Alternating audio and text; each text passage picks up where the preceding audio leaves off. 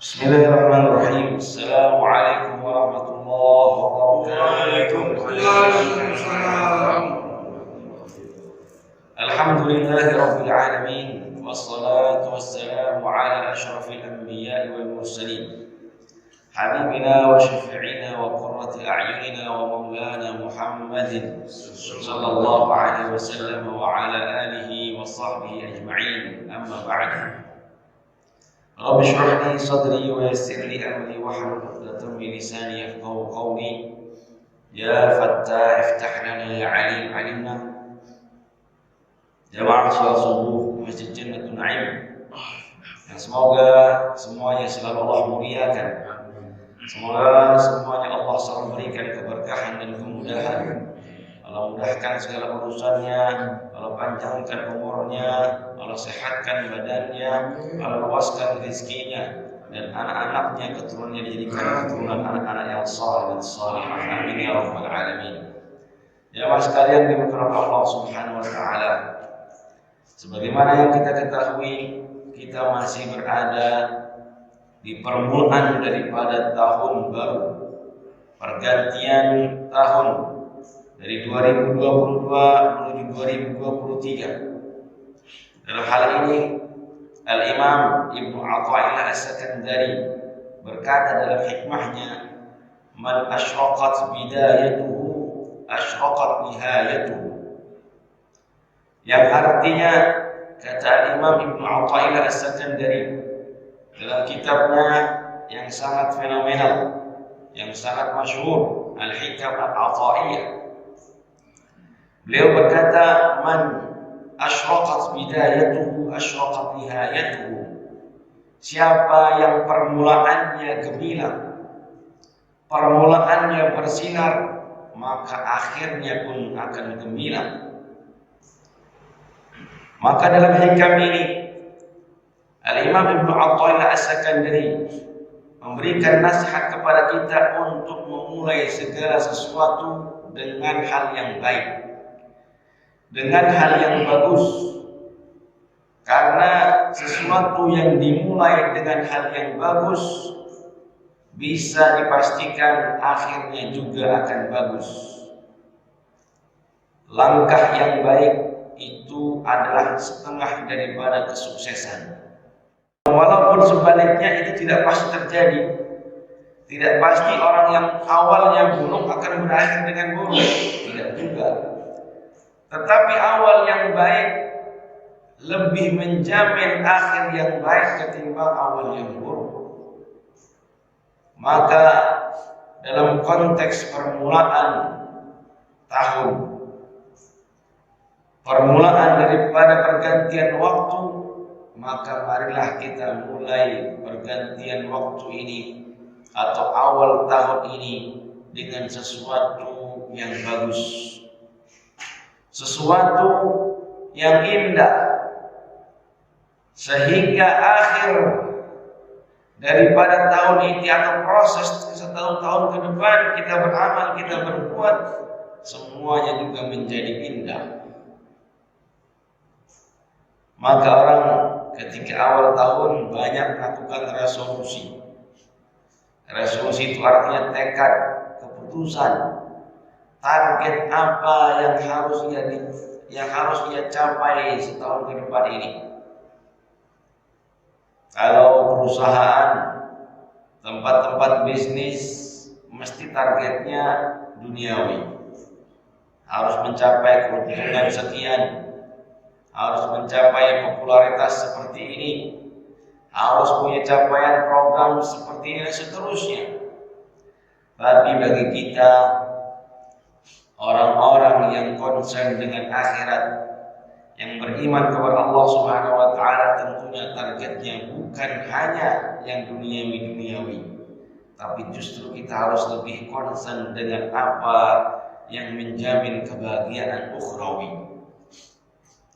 Bagaimana agar kita memiliki penutupan yang baik? Tidak hanya penutupan tahun ini mungkin, bahkan lebih besar daripada itu. Target kita adalah memiliki penutupan yang baik daripada kehidupan ini, yang disebut dengan husnul khatimah. Al-Faqir menawarkan kepada Al-Faqir diri sendiri dan juga kepada jamaah sekalian untuk memulai awal tahun ini dengan hati yang bersih. Yauma la yanfa'u malun wala banun illa man atallaha biqalbin salim. Karena nanti di hari kiamat ketika anak-anak, harta, segala macam perhiasan dunia tidak bermanfaat bagi seorang insan, maka yang bermanfaat baginya hanyalah illa man atallaha biqalbin salim. Hanyalah ketika dia datang menghadap Allah Subhanahu wa taala dalam keadaan hati yang bersih, hati yang sehat. Bagaimana Rasulullah SAW bersabda dalam sebuah hadis yang diriwayatkan oleh Al-Imam Asyuti dalam kitab Al-Jami' As-Saghir. Rasulullah SAW bersabda, "Man asbaha la yahimmu zulma ahadin ghufira lahu ma ijtara." Dalam riwayat lain, "Ghufira lahu ma jana." Yang artinya kata Rasulullah SAW, man asbaha, barang siapa yang masuk waktu pagi hari, barang siapa yang bangun di pagi hari, ini permulaan hari, permulaan pergantian waktu. Barang siapa yang bangun di pagi hari, la yahimu zulma ahadin, la yanmi zulma ahadin, dia tidak berniat untuk menzalimi satu orang pun, ghufira lahu ma jana, maka ia akan diampuni dosa-dosanya yang pernah ia lakukan. Masya Allah. Padahal dia tidak berbuat apa-apa, hanya sekedar niat membersihkan hati. Hari ini ya Allah aku bangun, hari ini ya Allah aku akan melaksanakan aktivitas-aktivitas di dalamnya saya tidak akan menzalimi siapapun. Hanya dengan begitu kita sudah mendapatkan ampunan dari Allah Subhanahu wa taala. Man asbaha la yahimmu dhulma ahadin ghufira lahu ma jana. Barang siapa yang masuk, yang bangun di pagi hari, kemudian dia tidak berniat untuk menzalimi siapapun, maka ia diampuni dosa-dosanya. Itu niat di permulaan hari, niat untuk satu aktivitas satu hari. Bagaimana kalau kita berniat untuk 1 tahun ke depan? Pastinya akan lebih dahsyat. Kita berniat, ya Allah tahun ini, ya Allah di permulaan tahun ini aku berniat, aku tidak akan menzalimi satupun daripada makhluk-Mu ya Allah. Menghilangkan kedengkian, menghilangkan kebencian, menghilangkan dendam. Ini adalah permulaan yang sangat bagus. Dan kalau kita berbicara tentang amal, kita perhatikan amal-amal yang lain itu butuh modal. Amal-amal yang lain butuh waktu yang cukup lama. Katakanlah, kalau di surga nanti ada pintu yang disebut babul jihad. Di surga ada pintu namanya babul jihad. Itu tempat masuknya orang-orang mujahid. Ada pintu sedekah, babul sedekah. Tempat pintu masuknya orang-orang ahli sedekah.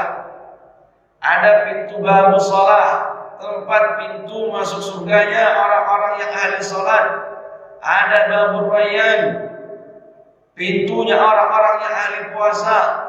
Puasa, salat, jihad, itu amal yang cukup berat.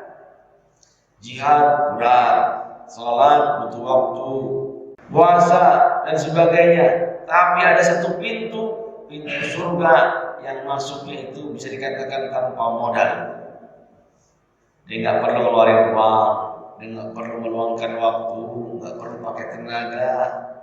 Ada satu pintu surga yang bernama Al-Kadhimin Al-Ghaidh Wal-'Afin 'anil Nas. Pintu Al-Kadhimin Al-Ghaidh Wal-'Afin 'anil Nas, yaitu pintu al-kadhibin, orang-orang yang menahan amarahnya, yang memadamkan dendamnya, wal 'afina 'anil nas, dan memaafkan orang-orang saudara-saudaranya yang seiman atau tidak seiman, dia maafkan. Ternyata orang-orang yang memaafkan mendapatkan pintu yang khusus. Tidak sulit, nggak pakai modal, hanya tinggal melapangkan dada memaafkan semua orang. Karena hakikatnya amarah, dendam, kebencian ini beban sebenarnya. Orang dalam hatinya ada amarah, ada kebencian, ada dendam, itu menjadi beban, menggerogoti kesehatan pikiran, bahkan tidak hanya itu juga menggerogoti kesehatan badan. Secara sosial juga nggak bagus. Kalau orang bermusuhan, apalagi tetangga, dendam-dendaman. Ada pengajian, yang satu hadir, dia hadir, saya nggak hadir kalau gitu, karena nggak mau ketemu. Atau sama-sama hadir, duduk di satu tempat, satu majelis, satu ruangan, yang lain lepas, bercanda, ketawa ketiwi. Yang ini karena benci sama si anu, benci sama si itu, nggak mau ketawa-ketawa. Menyiksa diri untuk apa? Penyakit kok dirawat? Sesuatu yang menggerogoti kesehatan jiwa, pikiran, akal kok dirawat? Lepaskan saja. Dilepaskan, lebih sehat untuk pikiran kita, untuk badan kita, dan lebih hebatnya lagi, ternyata itu pahalanya sangat besar. Bahkan sudah dijaminkan pintu surganya, babul kadhibin al-ghaidh wal 'afina 'anil nas. Maka kalau kita ingin beramal amalan yang menjamin kita masuk surga yang tanpa modal, ya ini, memaafkan orang lain. Maka bismillah, di permulaan tahun ini, siapapun yang pernah bersalah kepada saya, kepada kita katakan, ya Allah, aku ampuni. Tetangga si anu, saya ampuni, saya maafkan. Berdamai. Kalau ketemu diam-diam Pak Ustaz, ya kalau diam-diam, kalau nggak ada yang mulai, ya nggak bakal mulai ngobrol. Harus ada yang mulai senyum dulu, insya Allah dibalas senyum. Harus ada yang mulai salam dulu, insya Allah dibalas salamnya. Mungkin pertama kali sambil merengut, tapi kedua kali, ketiga kali akhirnya sadar, ya sudahlah, ngapain juga di diam-diaman, ngobrol aja seperti normal, seperti biasanya. Justru kata Rasulullah SAW, yang terbaik adalah man yabda'u bisalam, man bada'a bisalam aula billahi wa rasulih. Kalau ada dua orang bertemu, yang terbaik di antara dua orang itu kata Rasulullah, man bada'a bisalam, yang memulai nyapa pertama kali, yang memulai salam. Jadi kalau ada dua orang diam-diaman, dua orang berantem, cekcok, yang terbaik di antara dua orang itu adalah yang memulai menyapa, yang memulai mengajak bicara, yang memulai pembicaraan, obrolan dan sebagainya. Karena biasanya kalau sudah dimulai cair. Yang repot itu beratnya biasanya memulainya itu. Maka bismillah, saya pengen menjadi yang terbaik di mata Allah Subhanahu wa taala, maka saya yang mulai pembicaraan, yang mulai WhatsApp, yang mulai nelpon, yang mulai menyapa kalau papasan dan seterusnya. Semoga Allah Subhanahu wa taala menganugerahkan kepada kita hati yang bersih, hati yang dibersihkan daripada hasad, dengki, dendam, dan juga kemunafikan, sehingga kita nanti bertemu menghadap Allah Subhanahu wa taala biqalbin salim, dengan hati yang selamat, sehingga jaminannya adalah surga bersama para nabi dengan rasulnya dan juga para sahabat dan orang saleh.